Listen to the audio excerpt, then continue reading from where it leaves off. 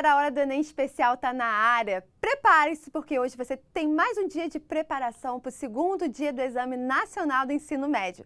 Vamos ter um resumão de tudo que deve cair nesse domingo e mais dicas de profissionais de diversas áreas para você chegar tranquilo, firme e forte no segundo dia das provas. Então vem comigo que a Hora do Enem Especial está demais. E para começar, a gente convidou o professor de Química, Paulo Valim, para a nossa entrevista de hoje. Ele vai dar dicas estratégicas sobre as questões de Química que devem cair no próximo domingo. Essa entrevista você não pode perder porque é direto da Polônia. E na teleaula de hoje, o que vai rolar de bom? Bom, antes de eu responder, é muito importante lembrar que todas as gravações aqui no estúdio da TV Escola estão seguindo os protocolos de segurança indicados pelos médicos. E a teleaula dessa terça-feira é de Química, então já viu que o programa de hoje está bem focado nessa disciplina, não é mesmo? E para você realmente tirar todas as dúvidas. E no Janela do Enem vamos conhecer Henrique Nascimento. Ele é estudante de odontologia e mora em Jequié, na Bahia. Então, apertem os cintos, vamos decolar, porque a sua Hora do Enem Especial está no ar. Gente, nas dicas de hoje vou conversar com o professor Paulo Valim, diretamente da Polônia, aqui para a Hora do Enem. Tudo bem, professor? Bem-vindo! Tudo jóia, tudo certo. Obrigado pelo convite. Estou muito feliz de estar aqui hoje com vocês e Obrigada com a todos os você. estudantes. Verdade, obrigada por você estar aqui com a gente, né? Direto da Polônia, para dar essas dicas finais para tantos estudantes brasileiros. Sim, momento agora crucial, né? Nessa reta final, o interesse pela química aumenta bastante. Verdade. Professor, como que você foi parar na Polônia? Me conta um pouco da sua história. Bom, né, eu vim para cá porque eu tenho família aqui, né? Em 2011 eu comecei o meu canal no YouTube com as aulas de química. Depois, em 2013, eu decidi que isso seria o que eu quero fazer para viver isso, que ia dedicar todas as minhas energias para construir um curso online de química. Então, saí da escola presencial e me dediquei 100% ao online. E 100% no online, em 2014, eu decidi que queria sair, que queria conhecer outros lugares, eu tinha família aqui, então foi ali a escolha mais fácil em termos de documentação, mudei para cá, e aí acabei conhecendo a minha esposa, tendo E aí a vida filho, e fluiu. agora estou enraizado. Muito bom, professor. Queria saber essas últimas dicas, né, para a prova do Enem. Legal. Bom, eu acho que tem dois tipos de dicas que nós podemos dar para os estudantes nesse momento, né? Eu acho que o primeiro é de química mesmo, muita gente fica nervoso, sabendo que, eu estou meio perdido, né? O que eu devo estudar, o que eu não devo estudar. E eu fiz uma análise das provas dos últimos anos do Enem e vi que alguns conteúdos, sempre tem aqueles conteúdos que o Enem gosta de cobrar e que todo ano aparecem na prova e que a gente precisa ficar de olho porque é, a chance de estarem nessa prova novamente é muito alta, tá? Então, vamos começar com essas dicas de química para o pessoal aí que está com dúvidas, que não sabe o que revisar, já poder dar uma olhadinha nessa reta final. Então, assim, eu começaria por eletroquímica, Uhum. né, que estuda aí a relação da energia química com a energia elétrica, quando a gente fala de pilhas, baterias. Quando a gente fala de eletroquímica, tem um assunto que é muito importante, que são os potenciais de redução, tá? Então é importante o estudante conhecer os potenciais, saber o que o potencial está dizendo, quando o metal tem tendência a oxidar, quando o metal tem tendência a reduzir. Então, potencial de redução é muito importante.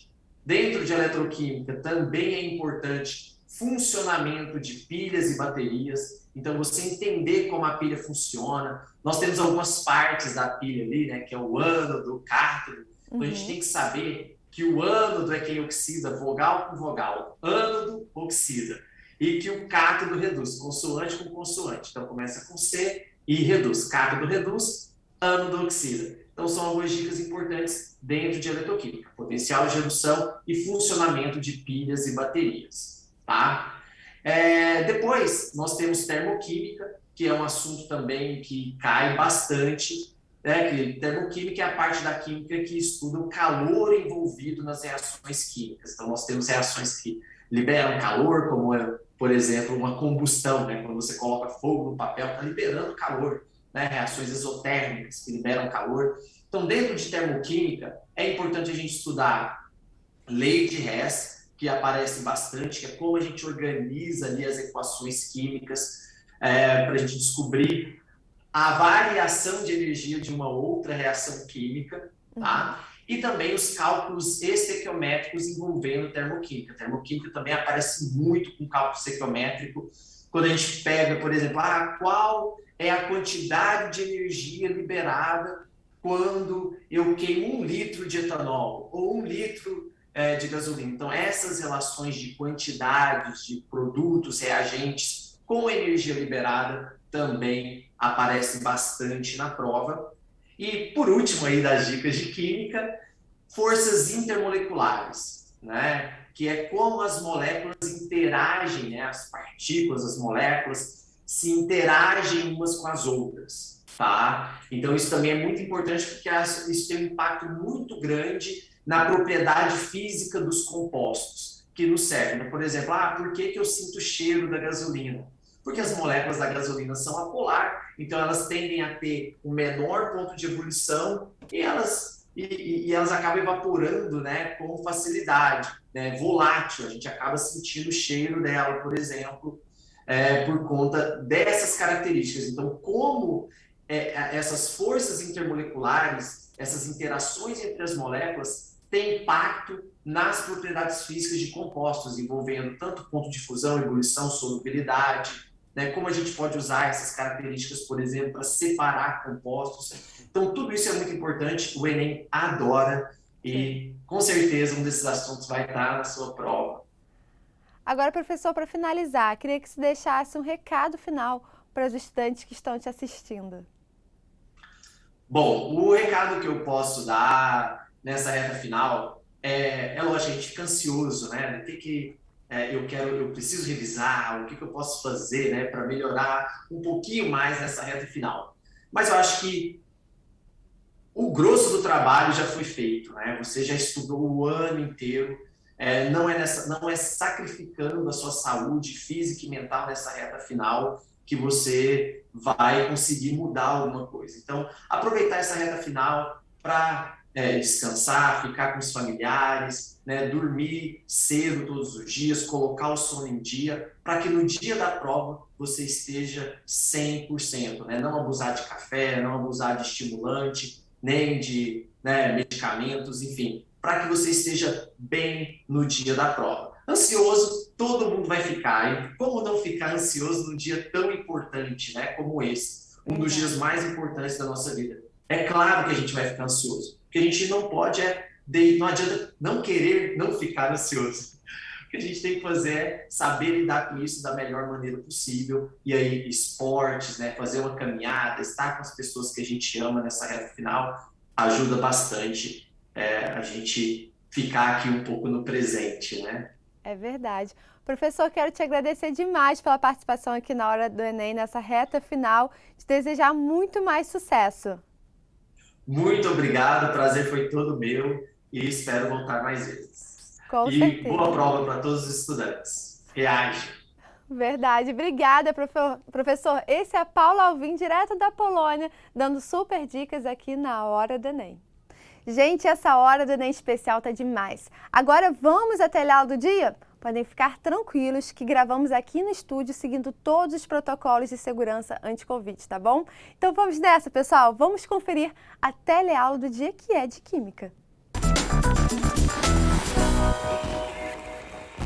Semana de revisão geral aqui na Hora do Enem, justamente para te dar aquela força na reta final. E hoje, para a prova do dia 28, que cai Ciências da Natureza, que é Biologia, Química e Física e Matemática, eu vou estar recebendo a professora Karina Paula direto aqui no estúdio do Enem. E ela faz parte do QG do Enem, não é isso, professora? É isso aí, olá, muito prazer. Primeiro, obrigada pelo convite, estou muito feliz de estar aqui com vocês. E bora lá, é isso aí, reta final, vamos lá fazer questão, vamos conversar um pouquinho sobre os temas mais importantes, não é isso? É verdade, é foco total agora, professora. Queria que você falasse um pouquinho da prova, né, das principais questões. Química geralmente vem trazendo aquele fardo de que é a prova mais difícil. Porém, se você ler, né, os textos, prestar atenção nas questões, né, isso já vai te ajudar muito. A interpretação é muito importante na prova do Enem. O texto base, ele te dá exatamente, né, todas as ferramentas para você conseguir concluir o seu raciocínio em cima das questões, né?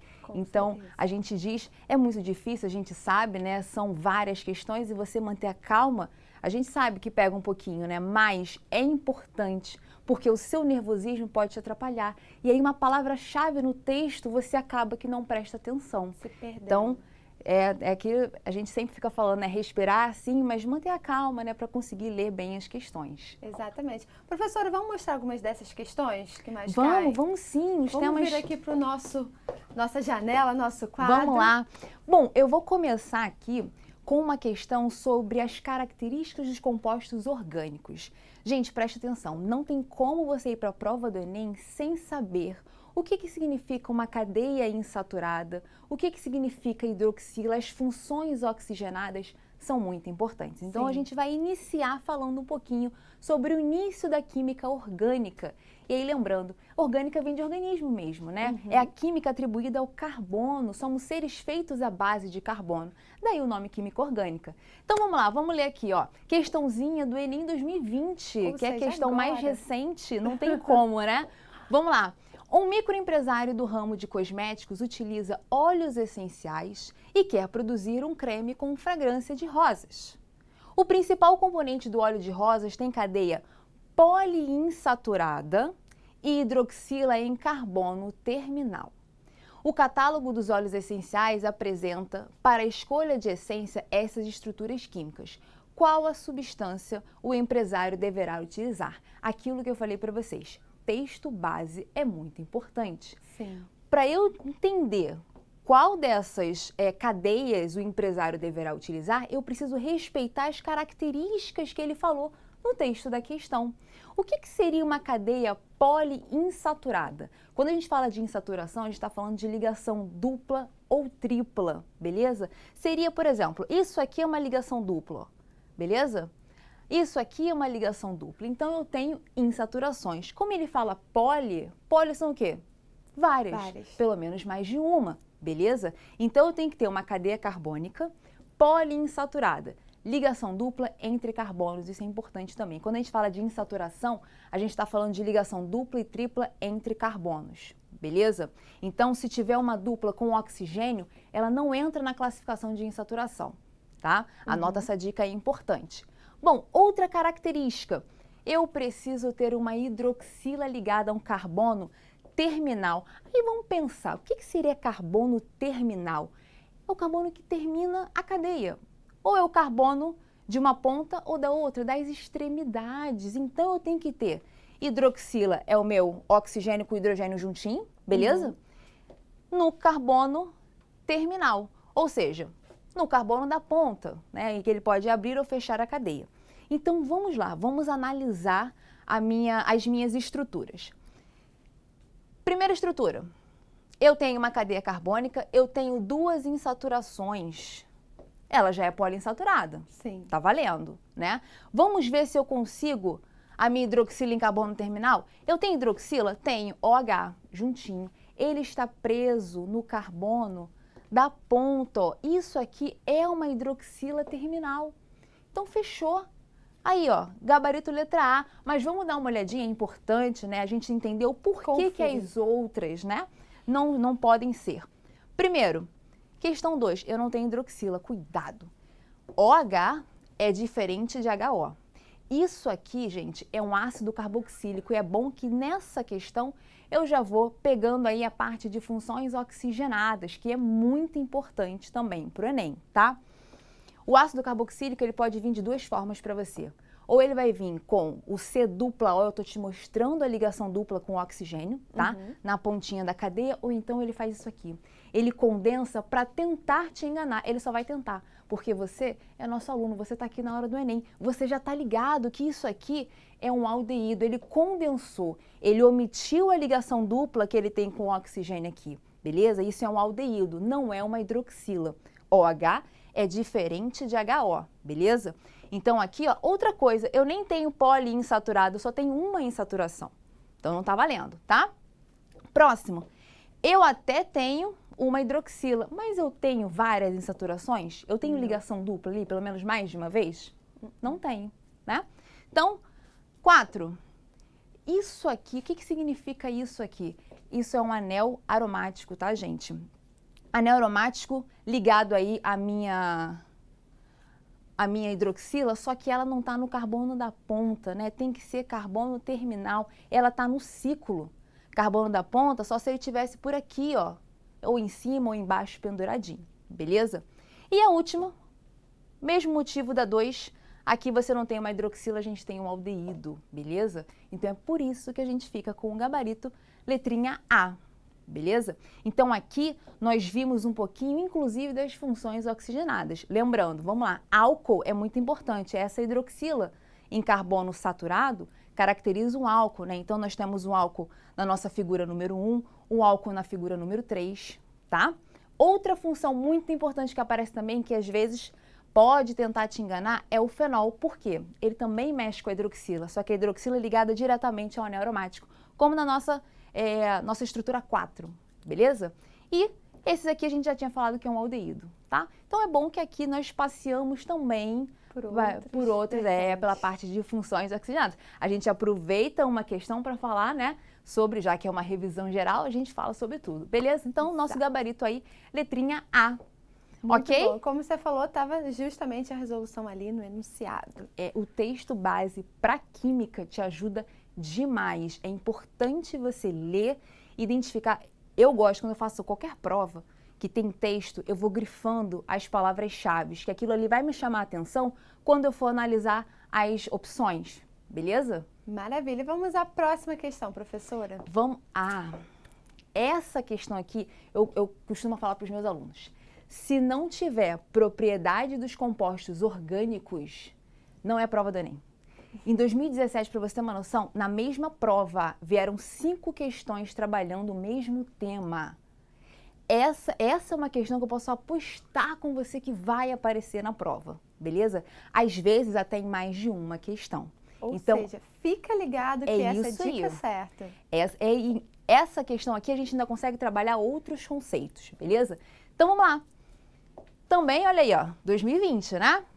Em seu laboratório, um técnico em química foi incumbido de tratar um resíduo, evitando seu descarte direto no meio ambiente.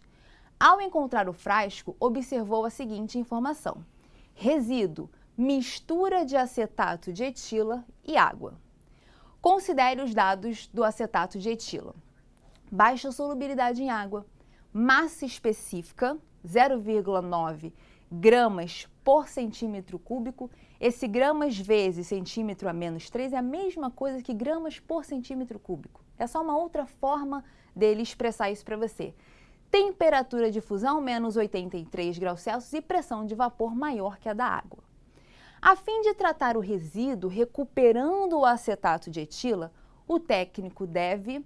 E aí nós temos, no próximo slide, as opções do que a gente deve fazer. Bom, aqui eu trouxe de novo as características, né, que vai ser importante a gente analisar cada uma delas. A fim de tratar o resíduo recuperando o acetato de etila, o que o técnico deve fazer? Vamos lá, algumas coisas importantes. Baixa solubilidade em água, o que significa isso? Se a água, ela é polar, e isso a gente sabe, se eu estou te falando que um outro composto, ele tem baixa solubilidade em água, significa que ele tem uma polaridade diferente. Quando a gente fala que 2 líquidos se misturam, significa que eles apresentam a mesma polaridade. Então, vamos lá, vamos dar o exemplo clássico. Água e álcool se misturam? Em qualquer proporção. Água e álcool, você coloca e se mistura, depois você não consegue nem identificar quem é água, quem é álcool. Eles vão se misturar por completo. Por quê? Eles apresentam a mesma polaridade. Ambos são substâncias polares, certo? Sim. Quando uma substância não consegue se dissolver na água, quer ver outro exemplo clássico? A água e o óleo, né? Você não consegue misturar esses dois líquidos. Por quê? O óleo tem uma polaridade diferente da água. A água é polar. Logo, o óleo, se ele não consegue se misturar, ele é apolar. Ele tem baixa solubilidade em água. Então, eu estou te falando que esse acetato de etila, ele não consegue se dissolver na água. Ele é um composto apolar. Outra coisa, se ele não consegue se dissolver na água, a gente caracteriza essa mistura como uma mistura heterogênea, aquela que tem duas ou mais fases, lembra disso? Mistura homogênea, você consegue misturar, você só vê uma fase. Heterogênea, não, né? Se eu tenho baixa polaridade, é porque eu tenho um composto que, quando entra em contato com a água, não se dissolve, vai formar uma mistura heterogênea. Beleza. Massa específica, densidade, 0,9 gramas por centímetro cúbico, ou ml, tá? Centímetro cúbico é equivalente a ml, beleza? Gente, a densidade da água vale 1, e isso você precisa saber até para fazer algumas questões de física também, né? Eu chamo ela de prima, da minha prima aí a física, você precisa saber da densidade, tá? Bom, se tem 0,9 é porque o acetato de etila ele é menos denso que a água. A água vale 1, o acetato 0,9, beleza? Então ele é menos denso que a água, ou seja, ele fica em cima ou fica embaixo? Se ele é menos denso, ele vai ficar na parte de cima e a água, por ser mais denso, vai ficar na parte de baixo. Então, suponhamos que nós tenhamos essa mistura, em cima vai ficar o acetato de etila, embaixo vai ficar a água, beleza? Aqui, gente, eu estou pegando cada propriedade que ele me deu, cada informação, e tentando aplicar e visualizar para a gente saber como eu vou conseguir separar esses dois componentes. Temperatura de fusão que ele dá, né? Menos 83 graus Celsius. Vamos relembrar, fusão é a passagem do sólido para o líquido, tudo bem? Gente, aqui ele não me falou a temperatura em que o técnico está, então a gente adota temperatura ambiente, 25 graus Celsius, tá? Para os nossos estudos, a temperatura ambiente é 25 graus Celsius. Cuidado, não confunda com CNTP, tá? CNTP é a temperatura 0 graus Celsius, e aí dentro das questões de gases a gente vai usar até a temperatura em Kelvin, né? 273 Kelvin. Aqui ele não falou nada, eu vou trabalhar como temperatura ambiente. Isso vai ser importante para eu saber o estado físico do acetato de etila. Vamos pensar. Ele sofre fusão numa temperatura de menos 83. Então, em menos 83, ele passou do sólido para o líquido. A 25, ele já passou dessa temperatura aqui, certo? Ele já passou para o próximo estado. Então, ele está inteiramente líquido. Nós temos uma mistura heterogênea, né? Que não se misturam, porém de dois líquidos. É importante para saber o tipo de procedimento que nós vamos usar de separação de mistura, tá? Então, eu tenho dois líquidos, certo? Que não se misturam. Beleza. Último, pressão de vapor. Pressão de vapor maior que a água, ele está te falando que o acetato de etila, ele é mais volátil que a água.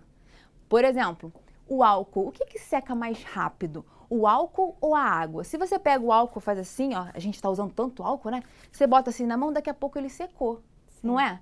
Por quê?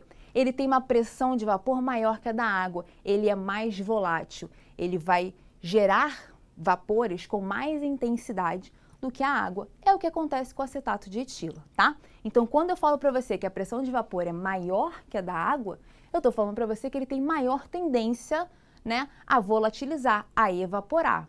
Beleza? Então, vamos lá. Ó, eu quero recuperar o meu acetato, hein? Não posso deixar ele escapar, não. Verdade. Na letra A, quando ele fala em evaporar, quando você evapora, você perde um dos componentes, né? A roupa lá que está secando no varal é um processo natural, né? Você deixa quietinho ali para acontecer. A água vai evaporar, você vai perder a água. E eu não posso perder o acetato de jeito nenhum, eu preciso recuperar ele. Então, evaporação não é um método adequado nesse caso aqui. B, filtrar. Vamos pensar em filtração. Com um funil comum ou um papel de filtro. Imagina um papel de filtro, coador de cafezinho mesmo, né? Tá. Você acha que você consegue filtrar 2 líquidos? Difícil.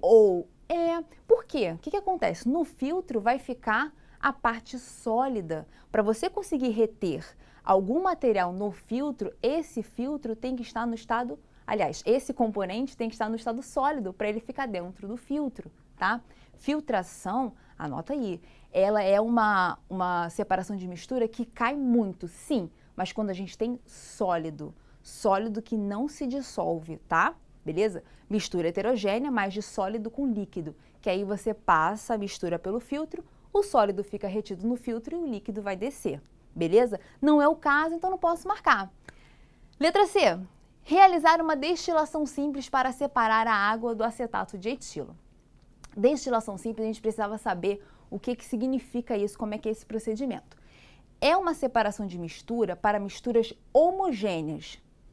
Já bate aqui porque eu tenho uma mistura heterogênea, né? Eu tenho substâncias que não conseguem se misturar.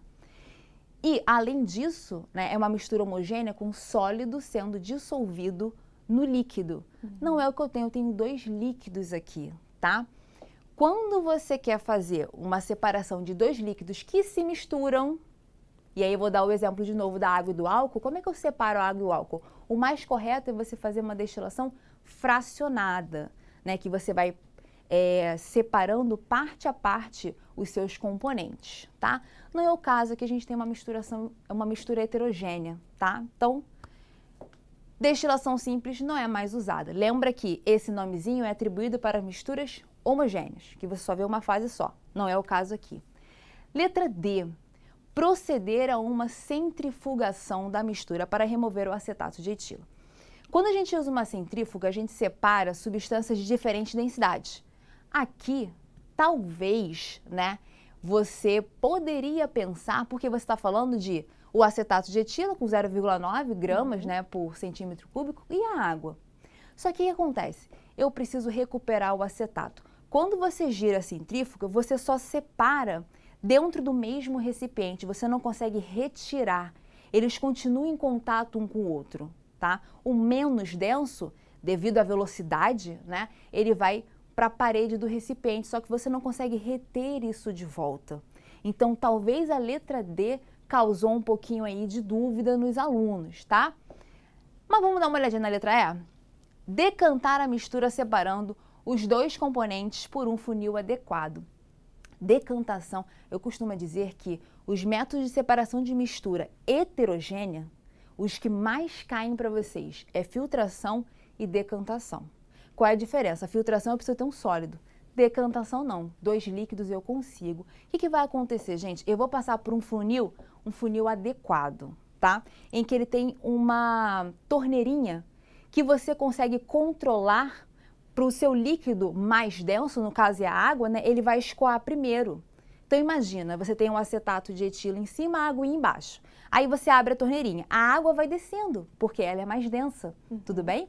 Ela vai descendo para o próximo recipiente. Quando começar a chegar, você está vendo isso, né? Quando começar a chegar o acetato de etilo, você fecha a torneirinha e você vai conseguir separar, né? O acetato vai ficar no seu funil e a água vai passar para o outro recipiente. Por isso, a resposta mais adequada é a letra E. Beleza? Ou seja, é importante o aluno estar com todas essas informações na cabeça justamente para fazer bem a prova. Exatamente, Tati. Aqui, ele me deu várias informações muito importantes que a gente vê em lados soltos na química, né? A parte de massa específica, densidade, a gente vê em soluções, que inclusive é um tema muito bom aí para nossa provinha do Enem.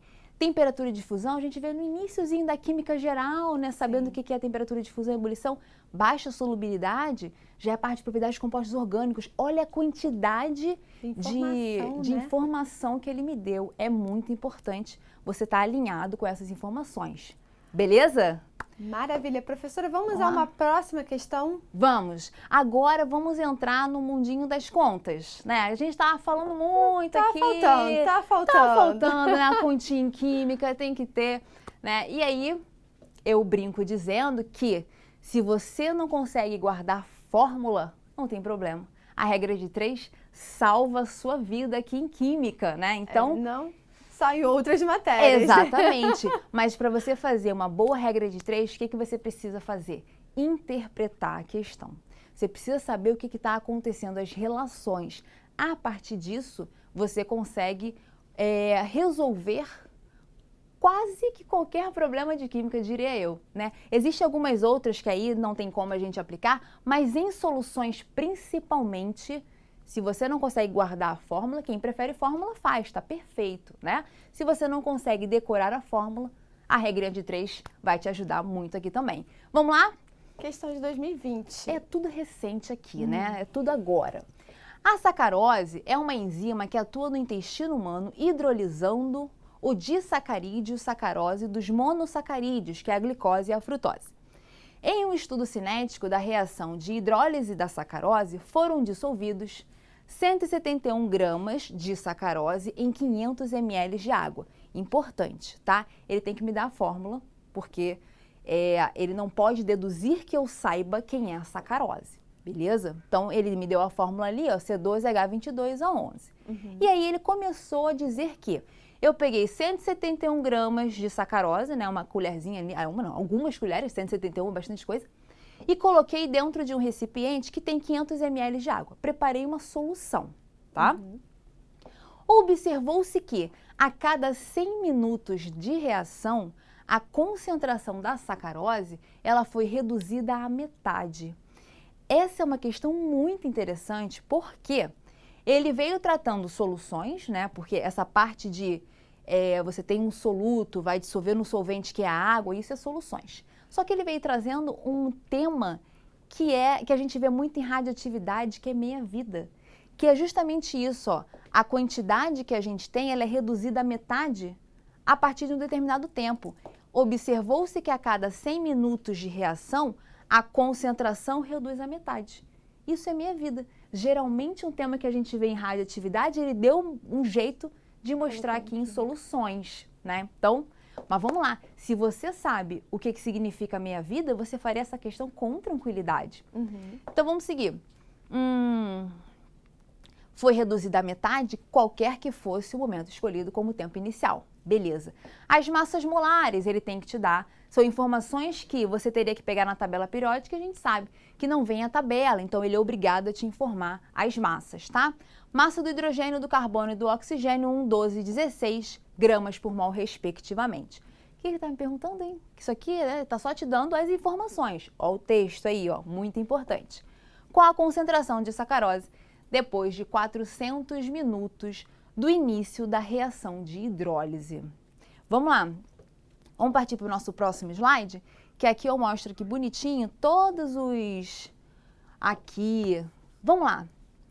Primeiro, eu falei para você, pô, Karine, você me disse que não tinha fórmula. Eu estou só te mostrando a fórmula, mas dá pra gente fazer aqui. Caso você lembrasse da fórmula, mas Isso, mas eu vou te mostrar aqui no quadro como é que você faria esse desenvolvimento através da regra de 3 que falei para você, se dá certo, tá?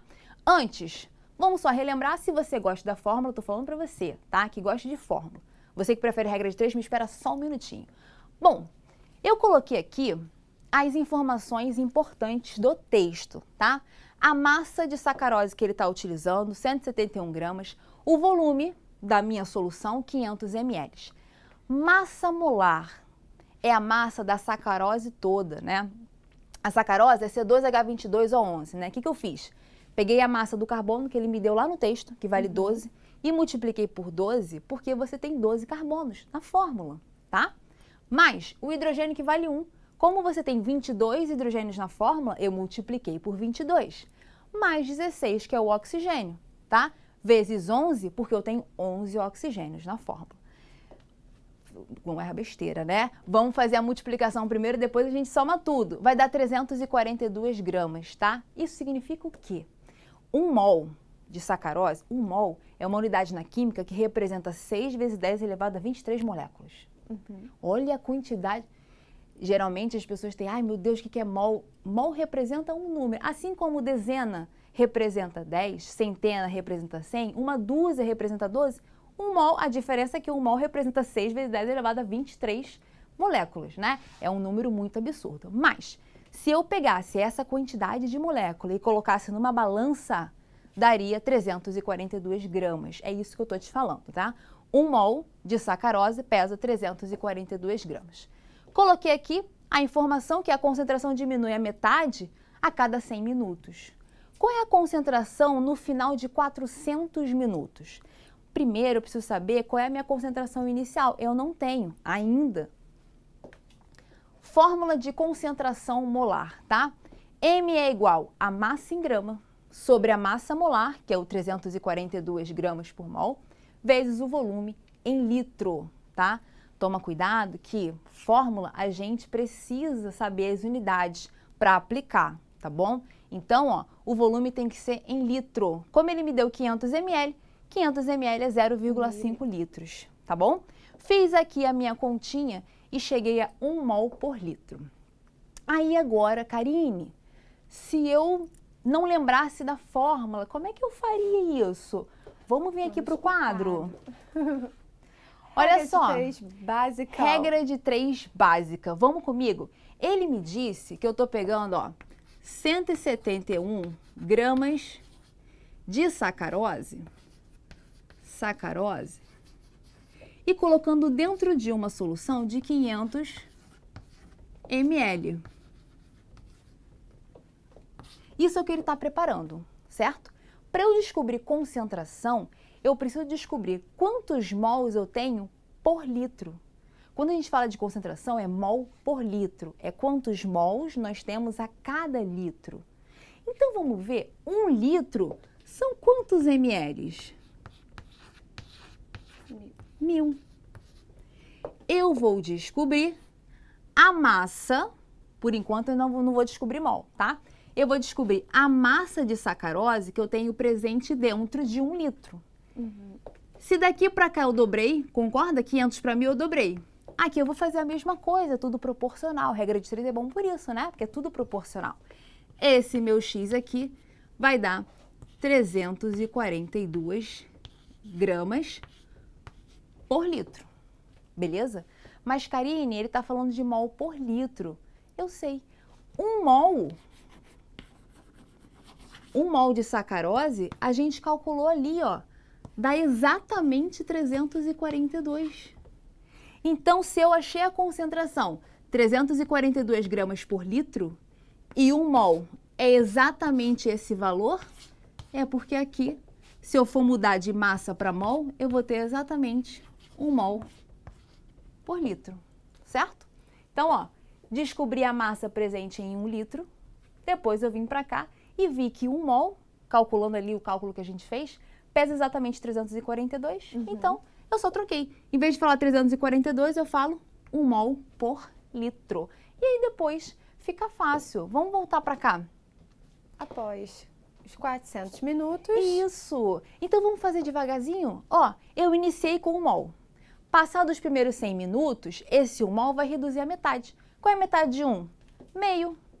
Depois de mais 100 minutos, esse meio vai passar a ser a metade. Quanto? 0,25. Não perde a conta não. Passaram 200 minutos, certo? Tem que passar 400.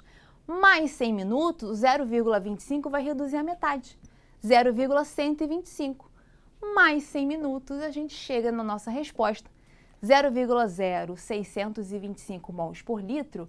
Lembrando que nas alternativas eu estou trabalhando com potência, tá? Notação científica. Então, 6,25 vezes 10 a menos 2 mols por litro. Após 400 minutos, tá? A resposta é letra B. Beleza? Beleza. Então, professora, você deu várias dicas aqui, mostrou vários conceitos. E para finalizar... acelerada, mas eu sou assim. Não, e deu conceitos essenciais para a prova, né? Ensinou a pensar mais rápido, ensinou alguns conceitos. Queria que você desse aí a dica final para quem vai fazer a prova nesse domingo. Em relação principalmente ao tempo, né? Exatamente, né? As questões de química, existem questões assim muito complexas que vai te demandar muito tempo, né? Então, o que você faz? começa a ler. Tem questões mais diretas, tem questões que você precisa... Essa última nem era uma questão de tantos cálculos assim. Existem questões que têm cálculos maiores. Essa aí eu peço para que você deixe para o final, né? Vai primeiro nas questões mais diretas, porque o tempo ele é muito curtinho para cada questão, né? Então, vai nas questões mais diretas. Leu, ficou confuso, o texto está muito denso, vai para a próxima questão. Tá? Porque ele faz assim, ele vai oscilando. Tem umas questões com textos bem grandes, textos densos que você precisa ter muita atenção para você ler, né? E às vezes naquele momento ali você não tá bem, né? Eu acho que uma dica importante também, né, professora, é você pegar, fazer primeiro todos. O que você acha mais difícil, gente? Coloca ali um xizinho e se der tempo, volta. Não fica quebrando a cabeça, vai às outras questões da prova, acho que isso é fundamental. Exatamente, porque você pode perder muito tempo numa questão que é muito difícil, que muitas pessoas vão errar, e às vezes a questão fácil já está estressado, sem você paciência. não consegue, exatamente. Então, assim, vai nas questões mais fáceis, inicia, né? Tá muito difícil? Pula, depois no final você volta para fazer as questões, né? São 15 questões mais ou menos aí de química, dá para você ir escolhendo, né, as que você vai fazer, e as mais difíceis ou mais demoradas a gente deixa para o final. Verdade. Professora, eu quero te agradecer demais pela sua participação aqui nesse resumão geral para a hora do Enem, né, que acontece nesse domingo. Muito obrigada. Muito obrigada a vocês, obrigada pelo convite. E é isso, gente, uma excelente prova para vocês. Eu estou aqui mandando toda a energia positiva para todos os meus alunos. E é isso, vou estar pensando aí em vocês, tá bom? Um beijo enorme e excelente prova. Obrigada, gente. Essa é a Karina participando aqui da Hora do Enem nesse resumo geral de Química. Obrigada, professora. Obrigada.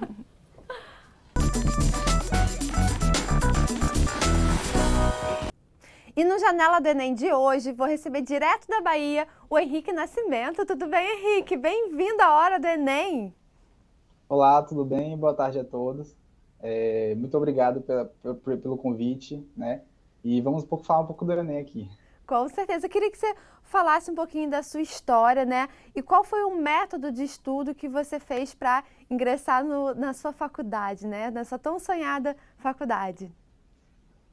Eu acredito que eu comecei, no caso, a estudar para o Enem no terceiro ano do ensino médio. Eu acredito que a maioria das pessoas foi nesse mesmo método que eu, né? Comecei a estudar no terceiro ano do ensino médio, porém não consegui atingir a nota necessária para passar no Enem.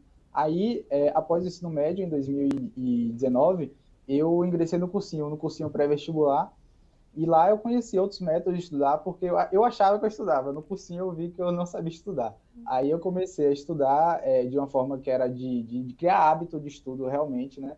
Que é aquilo, você tem um horário para estudar, mas e aí você vai criando esse hábito, que chega a ficar uma coisa natural. O estudo chega a ser natural, você sentar e estudar. Não fica uma coisa forçada, né? E uma coisa que eu penso muito também é o seguinte: tem hora que as pessoas botam tal horário, por exemplo, aí eu vou, a partir de uma hora até 2 horas da tarde, eu vou estudar matemática. Só que vai que essa pessoa não consegue completar aquele estudo até 2 horas, ela vai ficar muito agoniada, falar, poxa, tá quase dando 2 horas e eu não completei o estudo. Eu prefiro estudar da seguinte forma: a tal dia eu vou estudar matemática. Então eu estudo tudo de matemática, completo o assunto, porque dessa forma eu não fico ansioso de terminar em tal horário, e eu vou estudar da forma que seja natural, de uma forma que eu aprendo bastante. E principalmente fazendo exercícios, que eu acho que é o que mais fixa o assunto na nossa cabeça, é quando a gente começa a fazer exercícios mesmo do assunto, que a gente vai pegando mais o sentido do tema. E na faculdade, o Enem é uma preparação para o estudo da faculdade, que exige muito mais. Você está no primeiro período de odonto, não é isso? Isso, estou no primeiro semestre de odonto, e é tudo diferente, porque, por exemplo, a gente vê uma coisa lá no ensino médio, no cursinho, que quando a gente chega na faculdade, é tipo assim, muito mais coisa do que a gente achou que a gente viu de tal tema. Por exemplo, proteínas mesmo, a gente vê muito mais coisa de proteínas do que a gente viu cá. E aí fica uma coisa que você tem que estudar mais ainda. Mas é uma coisa que a gente vai pegando com o tempo, criando esses hábitos de estudo mesmo que eu falei, e vai melhorando cada vez mais. E você costuma assistir aqui a TV Escola? Costumo sim, eu costumava assistir mais quando eu estudava. Quando eu estava estudando para passar no Enem, eu costumava assistir periodicamente. Quando eu tinha algum assunto que eu tinha dúvida, eu dava uma olhada na TV Escola.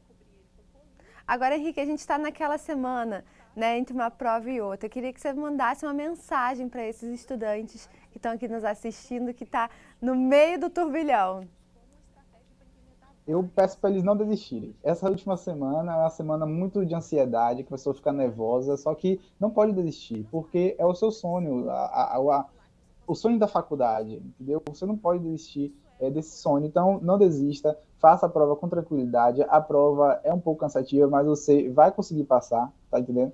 Porque é o seu sonho, você não pode desistir do seu sonho. Às vezes você fica nervoso ali na véspera e tal, só que tenta se acalmar. E na véspera, principalmente, não estuda nada, fica só relaxado, fica em casa, assiste um filme, ou sai com os amigos, assim, sabe? Só para relaxar mesmo, porque quanto mais você fica nervoso, mais você fica ansioso por causa da avaliação que vai vir no outro dia, mais chances você tem de acabar errando alguma coisa no nervosismo ali, principalmente na hora de marcar o gabarito, entendeu? Aí você tem que ficar relaxado, porque se você se preparou durante todo o ano, você vai se dar bem. Com certeza. Henrique, quero te agradecer demais pela sua participação aqui do Janela do Enem e te desejar muito mais sorte e sucesso na sua carreira. Obrigado pela participação, obrigado pelo convite e eu desejo sucesso a todos os estudantes do Enem e para vocês também. Nós desejamos muito sucesso para todos os alunos que estão aqui nos assistindo. Esse foi Henrique Nascimento aqui no Janela do Enem. Está chegando a hora de cantar para subir, mas não se esqueçam que todos os nossos programas estão no nosso canal no YouTube. É só você acessar lá. Bom, e essa é a nossa última semana aqui de convivência, então eu só tenho a agradecer a todos vocês pela companhia de sempre, pela confiança no trabalho da gente, que ao longo desse ano foi muito bacana. Em nome de toda a equipe da TV Escola, eu tenho que dizer muito obrigada a cada um de vocês. Uma boa dica é conhecer o seu local da prova, fazer aquele reconhecimento de terreno com muita antecedência.